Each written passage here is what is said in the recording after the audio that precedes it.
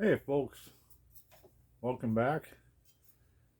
I just got done with church, and we had a good sermon today. We were covering Psalm 8, the first sermon of the Advent season for 4 weeks. So I don't want to take some time to reflect on that. I just saw a post, and I was kind of discouraged by it. It's a post by a person that's probably a believer and a person of faith. And in the post it says, God is good, feeling blessed. And I'm like, that's good, Then it goes into the dialogue where it says, and I quote, love the ones who, reciprocate that, and forget about the ones that don't. I draw a serious pause on that. If you need to forget people in your life, they're probably the ones you need to be thinking more about. The ones that support you and are walking the walk with you and they're side by side with you, they're probably in good standing, considering. We're all sinners. We all fall short of the grace of the Father. And that's inherent, that, is why his son came down, suffered, died, was buried, and rose again. So when I hear posts about love the ones who, support you and forget about the ones that don't, that's not really a good message to be spreading. You need to think about the people that are hurting more and give more to them. Now, I've mentioned before that I have a strong nature for hospitality and being hospitable to people. And I'm not perfect at it, mind you, but I do draw on that lesson continuously that I need to find new ways. And so when I saw this post, and the person that shared it, I know, and she's a good person. She is devout in her faith, and I'm sure she thought that this was a good message to send. Um, and maybe there was a little bit of ignorance in there, and I'm not going to falter for that, But again, we are all sinners. But I do want to bring the point, if you need to forget about people simply because they didn't do right by you, character check. And that says a lot about what is going on in our world nowadays. If you can live a fruitful life and be thankful and grateful, then you're probably leaning a little bit more towards the right side of living. If you need to forget, you're probably not straying. You're probably straying too far off the path. And I say that with a certain demeanor, saying I'm not judging, but holding ourselves accountable is paramount. And saying that yes, I'm wrong, saying that I need help is a huge lesson that isn't lost by all, but it's becoming more of an epidemic, a pandemic, whatever the case is. So keep that in mind, when you see these posts on social media, that inhibit us from doing the right thing. Be mindful, be wary of the language that's used, and take that to heart and say, what, there's more I can do. Now, if you're not inclined to step out of your lane and go help somebody in trouble, that's fine. Not all are called to that service. But don't push people out of your life, because sometimes they're hurting way more than you could imagine. And I take this from my own experience. I wasn't always, good looking and popular. Not that I am now. I was bullied heavily as a kid. I mean, heavily.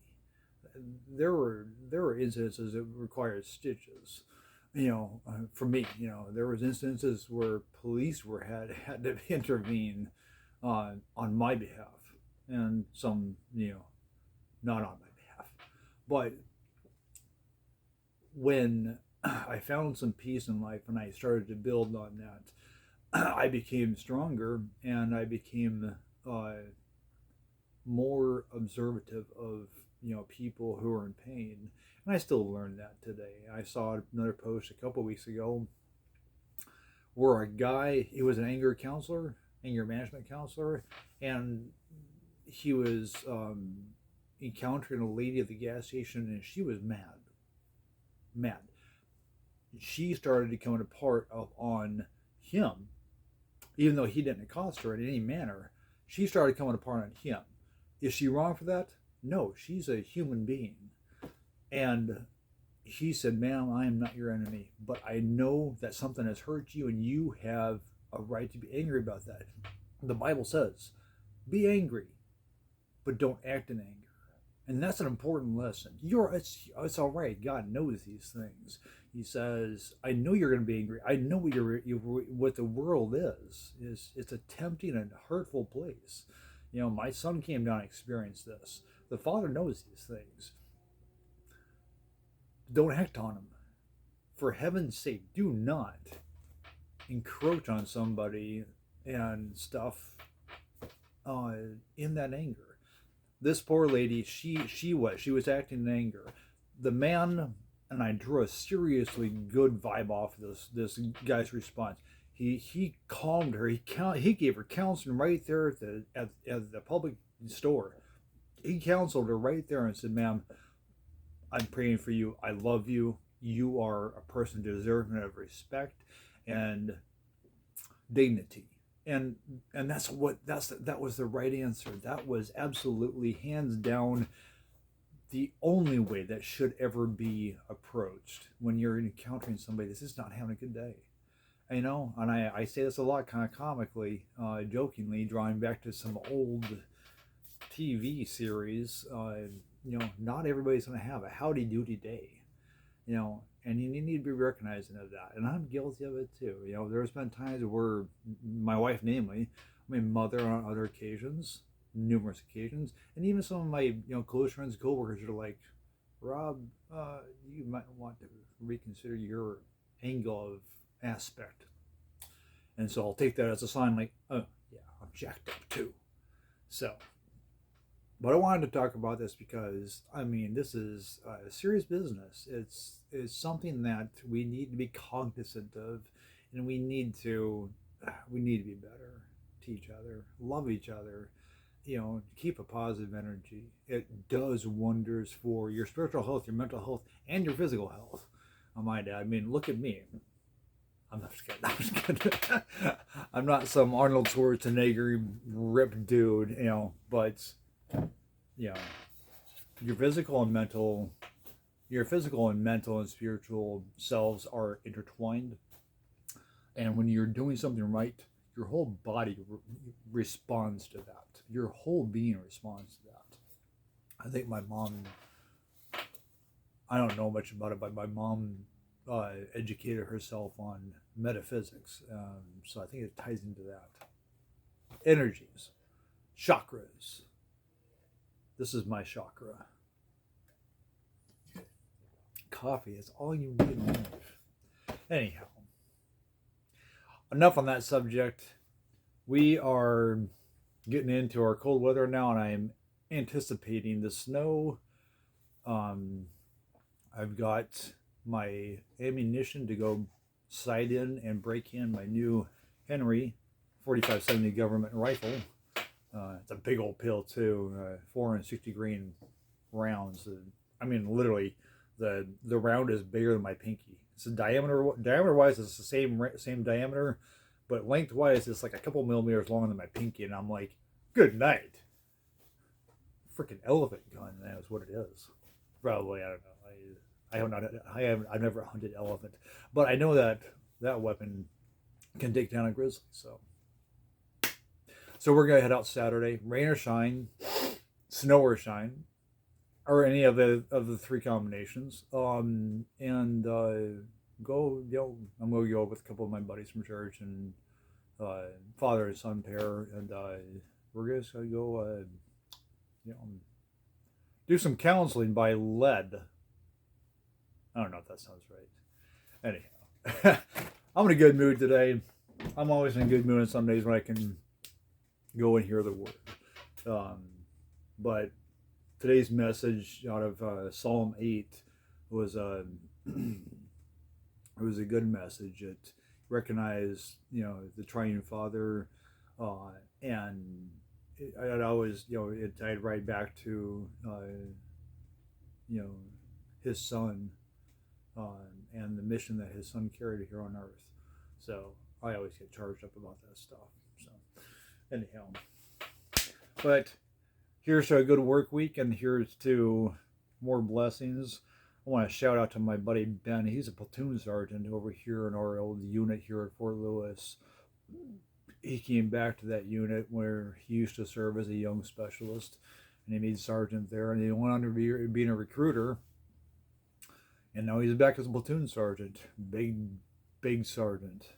And he was recognized, actually. He was recognized by the Army Chief of Staff. I don't want to say no. He was, yeah. He was recognized by the Army Chief of Staff earlier this year. Ben, excuse me, Ben is quite he's quite I don't know how to say it. He's well accomplished. The man has a master's degree in biblical studies. His goal may be to go into the military chaplain corps. Um, but for right now, he's aviation maintenance platoon sergeant. He's by trade, he's a hydraulics mechanic, which in a Black Hawk unit doesn't really have a job. But so he makes up, for that, in involving himself with other aspects of the aviation maintenance world, which I'll tell you from firsthand experience, maintaining aircraft is just as complicated as flying them. There's a lot of knowledge, tons of knowledge, and there's endless mountains of literature and manuals to accompany it. So, but Ben, he's an accomplished man. He's a father and a grandfather, and he's still active duty. So I don't know how he does it. He's like an Energizer bunny or something. He just like, I don't know. He has it in him.